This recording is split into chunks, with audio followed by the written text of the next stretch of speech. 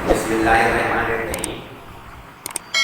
आज हम लोग मैट्रिक फिजिक्स के बोर्ड का जो मॉडल पेपर है उसके एमसीक्यूज को सॉल्व कर रहे हैं और इसके बाद 2019, 18, 17 ये सारी साइना पेपर्स की पास पेपर की रिड्यूस सिलेबस के मुताबिक जो एमसीक्यूज है वो सॉल्व कर रहे हैं। कोशिश करूँगा साथ साथ इसकी लॉजिक बताता जाऊँ और एक एमसीक्यू से कई सॉल्व करने की कोशिश करूँगा जो मैथमेटिकल टाइप जो स्ट्रेट है बिल्कुल वो तो वैसे ही चलेगा। मसलन मॉडल पेपर में मैट्रिक फिजिक्स के मॉडल पेपर में पहली एमसीक्यू आई है, a body is said to be in motion if it change its position with respect to its surrounding. ये तो बिल्कुल मोशन की डेफिनेशन है। इससे चार ऑप्शन दिए, टाइम, स्पीड, वेलोसिटी और सराउंडिंग। ऑप्शन क्या है इसका आंसर क्या है? सराउंडिंग। अगर कहता है does not change its position with respect to surrounding तो आपको पता है ये रेस्ट की डेफिनेशन हो जाती है। एमसीक्यू नंबर 2 में the branch of science which deals with the study of properties of matter and energy and interaction between them is called. मालूम है आपको पता है कि ये फिजिक्स की डेफिनेशन है। इसने चार ऑप्शन दिए थे, केमिस्ट्री, बायोलॉजी, फिजिक्स और कंप्यूटर साइंस। इसका ऑप्शन क्या है? फिजिक्स। फिजिक्स की डेफिनेशन ही यही है कि interaction between matter and energy, इनकी जो स्टडी है सही है क्या कहलाती है? फिजिक्स कहलाती है। Clockwise torque is taken as, ये एमसीक्यू नंबर 3 है। आपको पता है एंटी क्लॉकवाइज टॉर्क क्या होता है? पॉजिटिव होता है। और क्लॉकवाइज टॉर्क क्या होता है? नेगेटिव। तो एमसीक्यू में क्या पूछा है? Clockwise torque. तो क्लॉकवाइज टॉर्क क्या होगा? नेगेटिव होगा। ये है क्लॉकवाइज टॉर्क, घड़ीवार से में घूमना। और क्लॉकवाइज टॉर्क नेगेटिव होता है। आपको पता है यूनिवर्स में तमाम चीजें एंटी क्लॉकवाइज घूम रही है, तो एंटी क्लॉकवाइज टॉर्क क्या होता है? पॉजिटिव होता है। जमीन सूरज के गिर्द, चांद जमीन के गिर्द, अगर सिंगल इलेक्ट्रॉन हाइड्रोजन के एटम में तो एंटी क्लॉकवाइज घूमता है। दुनिया भर के लॉक आपको पता है क्लॉकवाइज पे लग जाते हैं, एंटी क्लॉकवाइज पे खुल जाते हैं। जितने भी स्क्रू हैं जो आप टाइट करेंगे तो क्लॉकवाइज पे अंदर जाएगा और एंटी क्लॉकवाइज पे बाहर आएगा। तो एंटी क्लॉकवाइज टॉर्क मुसलमान काबे के गिर्द आपको पता है एंटी क्लॉकवाइज घूमते हैं। तो एंटी क्लॉकवाइज टॉर्क क्या होता है? पॉजिटिव। पूरी यूनिवर्स, पूरी नेचर को देखें तो सारी चीजें आपको नेचर में क्या करेंगी? एंटी क्लॉकवाइज घूमती हुई नजर आएंगी। और क्लॉकवाइज टॉर्क क्या होता है? नेगेटिव होता है। इसलिए एंटी क्लॉकवाइज टॉर्क को क्या देते हैं? पॉजिटिव। इस दफा क्योंकि क्लॉकवाइज टॉर्क पूछा था तो ऑप्शन क्या है? नेगेटिव। उन्होंने चार ऑप्शन दिए थे, नेगेटिव, पॉजिटिव, 1 और 0। ऐसा unit of coefficient of volumetric expansion is, कह रहे हैं वॉल्यूमेट्रिक एक्सपेंशन का ऐसा यूनिट क्या है? एक ऑप्शन दिया है के, दूसरा ऑप्शन दिया है 1/k और तीसरा ऑप्शन दिया है 1/डिग्री सेंटीग्रेड। चौथा ऑप्शन दिया है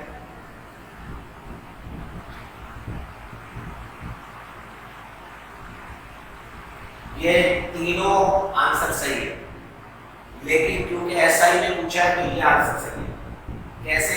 वॉल्यूमेट्रिक एक्सपेंशन होता है बीटा और ये किसके इक्वल होता है? Change in volume per unit volume पर डिग्री राइज ऑफ टेंपरेचर। फार्मूले से निकाला जाएगा। अब वॉल्यूम का यूनिट मीटर क्यूब और इस वॉल्यूम का यूनिट मीटर क्यूब कैंसिल हो जाएगा। टेंपरेचर का यूनिट बच गया। तो अगर ऐसा यूनिट हुआ टेंपरेचर का तो कैलकुलेट तो 1/k आंसर।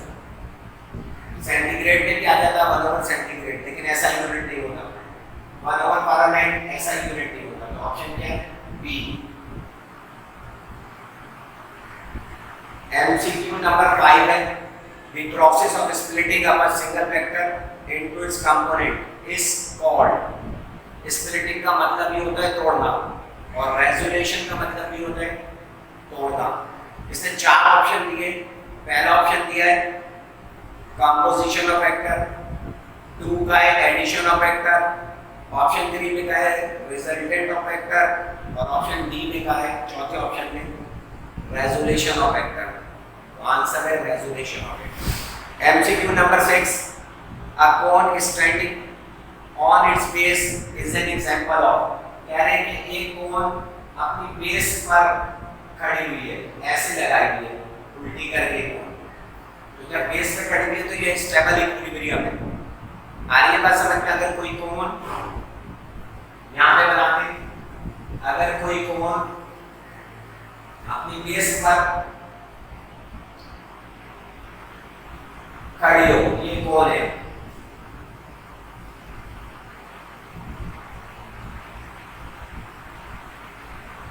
तो आपको पता है कि वो क्या होगा, स्टेबल इक्विलिब्रियम की एग्जांपल होगी।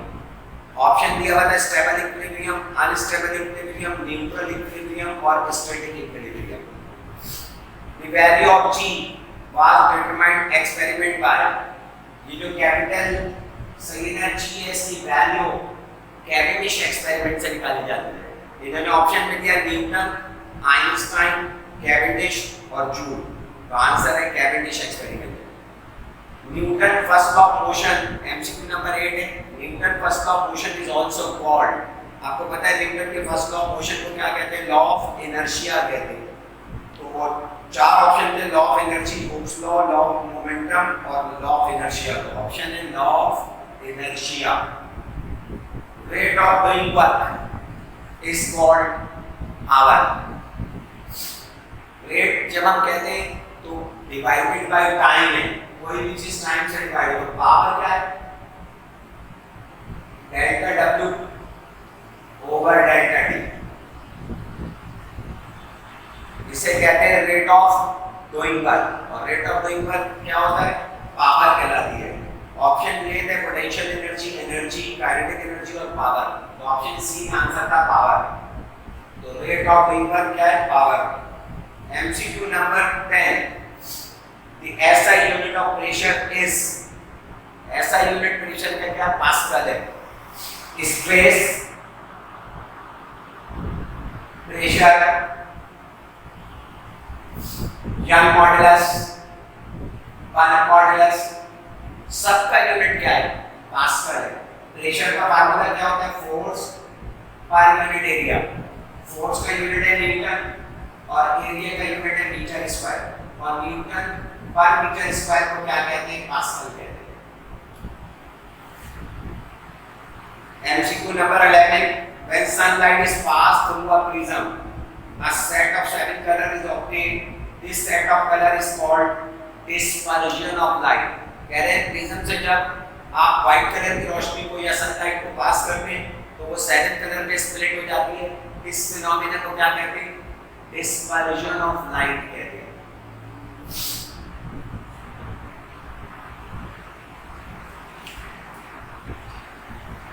इस तरीके से ये प्रिज्म है, जब आप सनलाइट को या व्हाइट कलर की रोशनी को, ये सोर्स से आने वाली, सन से आने वाली लाइट है, तो ये 7 कलर में स्प्लिट हो जाती है। इस फिनोमेना को डिस्पर्जन ऑफ लाइट कहते हैं, और इसके नतीजे में जो स्पेक्ट्रम आपको हासिल होता है वो कंटीन्यूअस स्पेक्ट्रम कहलाता है। ऐसे चलता है violet, indigo, blue, green, yellow, orange और रेड। यहाँ से एक एमसीक्यू और बन सकती है। एंगल ऑफ डेविएशन जो है समझ पाए वो सबसे ज्यादा डैश कलर का होता है, याद रखिएगा, ये आ सकती है, वो है रेड कलर का। और सबसे कम जो एंगल ऑफ डेविएशन होता है वो किसका होता है? वो वायलेट का। और इसी सीक्वेंस से कलर हासिल होते हैं, violet, indigo, blue, green, yellow, orange और रेड।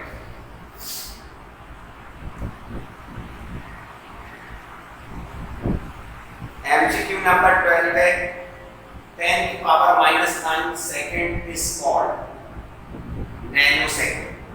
आपको पता है इन्होंने 4 ऑप्शन दिए, millisecond, microsecond, nanosecond और पिको सेकंड। हो सकता है कि ऑप्शन चेंज हो जाए। तो मिली का मतलब आपको पता होता है, मिली का मतलब होता है 10 की पावर -3। माइक्रो का मतलब आपको पता है, इसको म्यू से शो करते हैं, 10 की पावर -6। और इसी तरह नैनो का मतलब आपको मालूम है, 10 की पावर -9। और पिको का मतलब है 10 की पावर -12। क्वेश्चन चेंज होने में देर नहीं लगेगी। इस वक्त क्या कहा है, इस वक्त का है नैनो, ऑप्शन ये हो सकता है कहते हैं पिको, ऑप्शन भी आ जाएगा, हो सकता है कहते हैं माइक्रो पेपर में, तो 10 की पावर -6 आ जाएगा। और इस टाइप की एक एमसीक्यू जरूर आएगी। Sound wave can not travel through, sound wave can not travel through, कह रहा है वाटर, सॉलिड, गैसेस और वैक्यूम। वैक्यूम से साउंड वेव में से साउंड वेव ट्रेवल नहीं करेगी, साउंड वेव वैक्यूम में से ट्रेवल नहीं करेगी, ठीक है, क्योंकि साउंड वेव को ट्रेवल करने के लिए क्या चाहिए, मीडियम, और वाटर, सॉलिड और गैसेस तीनों मीडियम है, सही है, और मीडियम जरूर चाहिए साउंड वेव को ट्रेवल करने के लिए, वैक्यूम में से साउंड वेव ट्रेवल नहीं कर पाती। एमसीक्यू नंबर है 14। A virtual, erect and diminished image is always obtained from plane mirror, convex mirror, concave mirror और parabolic mirror। चार ऑप्शन दिए, प्लेन मिरर, बी ऑप्शन पे क्या है, कॉन्वेक्स मिरर,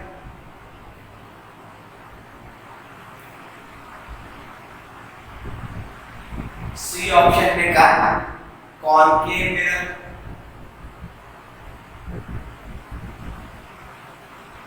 ऑप्शन डी पे क्या है, पैराबोलिक मिरर।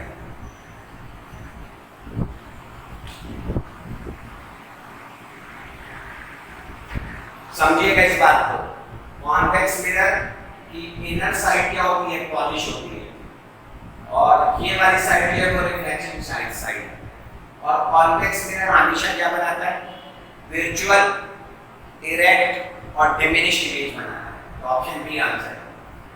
अगर ये एमसीक्यू ऐसे चेंज हो जाए कि रियल इन्वर्टेड इमेज आ जाए तो आंसर हो जाएगा कॉनकेव मिरर। इस वक्त ऑप्शन है कॉन्वेक्स मिरर, ये हमेशा क्या बनाता है, वर्चुअल, इरेक्टेड, डिमिनिश्ड इमेज बनाता है।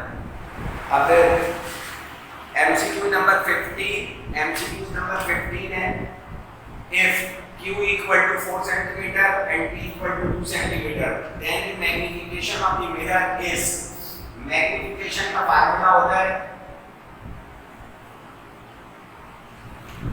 M equal to Q upon P, और Q कितना है 4 सेंटीमीटर, 4 सेंटीमीटर, और P कितना है 2 सेंटीमीटर, 4 को 2 से डिवाइड कर देंगे, समझना है तो 2 आंसर आ जाएगा। इसने कहा था Q जो है इमेज डिस्टेंस होता है और P ऑब्जेक्ट डिस्टेंस होता है, और मैग्निफिकेशन क्या होती है, ratio between image distance to the object distance. तो 4/2 जब हमने डिवाइड किया तो आंसर आएगा 2। चार ऑप्शन दिए हुए थे, 0.5, 2, 3 और 4 सेंटीमीटर का ऑप्शन दिया हुआ, 4 ऑप्शन दिया हुआ था without unit, sorry.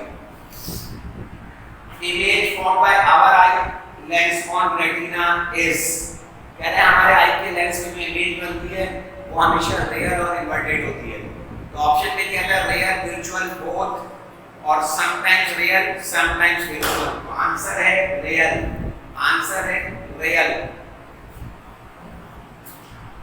MCQ number 17 है, 17 MCQ number, the fundamental unit of thermodynamic temperature in SI system. Temperature का यूनिट पूछा है फंडामेंटल, समझ में आ गई, तो इसमें दिया है सेल्सियस, फ़ारेनहाइट, केल्विन और जूल। जूल तो पता है एनर्जी का यूनिट है, बाकी तीन टेम्परेचर के यूनिट है, और एसआई सिस्टम में आपको पता है टेम्परेचर का यूनिट क्या है, केल्विन, तो ऑप्शन सी है केल्विन आंसर है, ठीक है। 18 एमसीक्यू नंबर 18 है, the substance placed between the conductor plates of a capacitor is called, capacitor की जो प्लेट होती है ये फर्स्ट क्या पॉजिटिव टर्मिनल से अटैच है, ये नेगेटिव टर्मिनल से अटैच है, अगर इसके बीच में ये प्लेट पे पॉजिटिव चार्ज आ रहा है, आपको पता है कैपेसिटर क्या करते हैं, चार्ज को स्टोर करने की डिवाइस है, अगर मैं इसके बीच में कोई भी मटेरियल रख दूंगा समझ में आई तो वो कहलाता है डाइइलेक्ट्रिक। क्या कहलाता है? फर्स्ट केस के बीच में मैंने पेपर रख दिया, ग्लास रख दिया, ये वाला मटेरियल रख दिया कोई भी, तो ये कहलाता है डाइइलेक्ट्रिक। ऑप्शन दिए हुए थे इन्होंने कैपेसिटर, इंसुलेटर, रेजिस्टेंस और डाइइलेक्ट्रिक, तो ऑप्शन नंबर 4 आंसर है।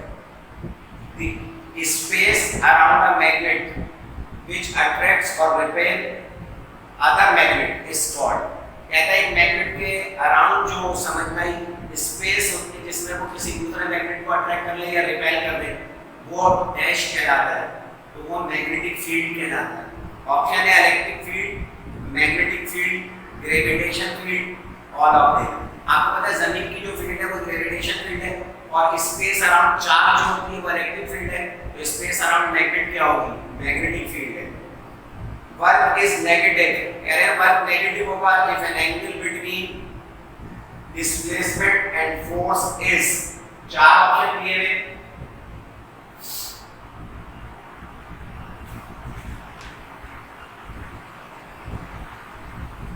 ये एमसीक्यू नंबर 20 है और 90 डिग्री दिया हुआ है, एक ऑप्शन में दिया हुआ है 180 और ऑप्शन सी में दिया हुआ है 0 और ऑप्शन डी में दिया हुआ है 45 डिग्री।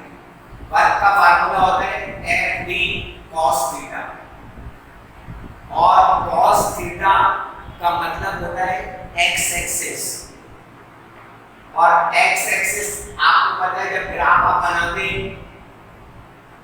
तो ये पॉजिटिव x है, ये माइनस x है, ये पॉजिटिव y है, ये माइनस y है, तो आपको पता है कि x एक्सिस कहां पॉजिटिव होगा?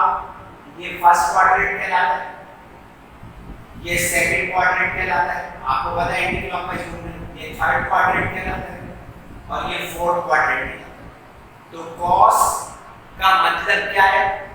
x एक्सिस, और x एक्सिस कहां पॉजिटिव होता है? y एक्सिस के राइट और कहां नेगेटिव होता है? y एक्सिस के लेफ्ट पर।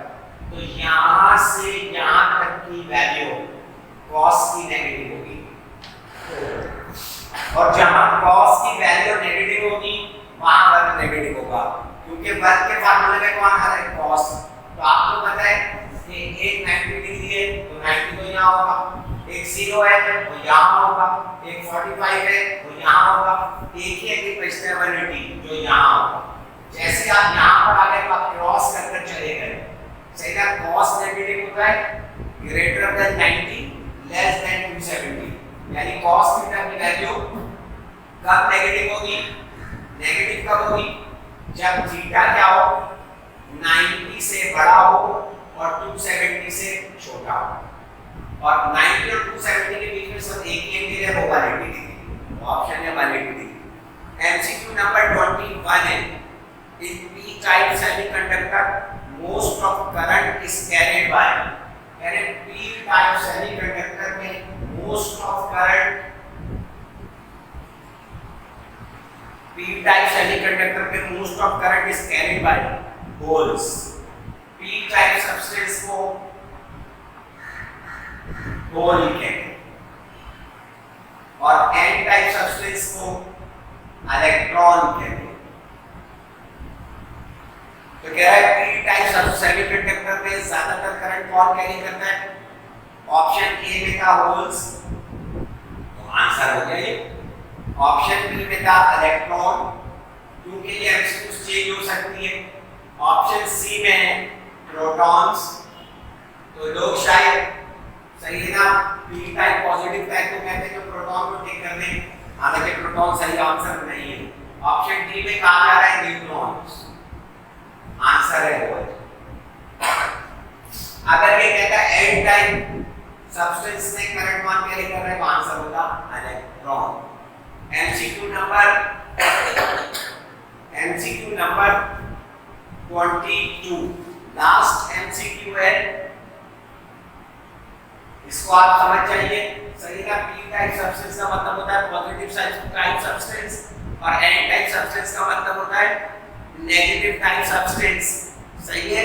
अब आखिरी एमसीक्यू से the reaction is used in hydrogen bomb, the reaction is used in hydrogen bomb hydrogen bomb में समझ में आने का this reaction is used in hydrogen bomb. आपको पता है केमिकल फिजिकल फिजन फ्यूजन, तो आंसर है फ्यूजन।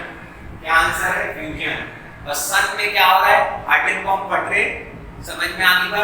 और कहा यह जा रहा है कि हाइड्रोजन बॉम्ब में डैश टाइप का रिएक्शन होता है, तो आंसर क्या है? फ्यूजन।